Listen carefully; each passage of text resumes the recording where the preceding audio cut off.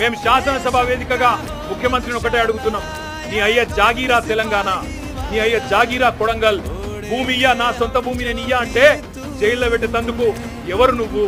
నియంతవా, రారాజువా, చక్రవర్తివా? ఏమనుకుంటున్నావు నీకు నువ్వు? ప్రజాస్వామ్యంలో అత్యున్నత వేదిక శాసనసభ. ఆ శాసనసభలో చర్చ పెట్టమంటే దమ్ము లేక పారిపోయిన దద్దమ్మ రేవంత్ రెడ్డి. అందుకే నేను అంటా ఉన్నా, నువ్వు ఏ ప్రయత్నాలు చేసినా, ఎన్ని కుయుక్తులు పన్నినా ఆ రైతుల తరపున కొట్లాడుతూనే ఉంటాం. ఈ రోజు ఒక రూపంలో వచ్చినాం, రేపు ఇంకో రూపంలో వస్తాం. తప్పకుండా నేను ఎండగడతాం. మొన్న ఇక్కడికి మేము నీ అదానితో నీ దోస్తీ నిండగడుతూ టీ షర్ట్లు వేసుకొని వస్తే శాసనసభలో అడుగు పెట్టనీయలేదు. ఇవాళ లగచర్లలో జరిగిన దాని మీద చర్చ పెడదాం రండి. ఈ అర్ధరాత్రి అరాచకాలేంది? ఎందుకు ఆ గిరిజన ఆడబిడ్డలను దౌర్జన్యం చేసి భయపెట్టే ప్రయత్నం చేస్తున్నావు?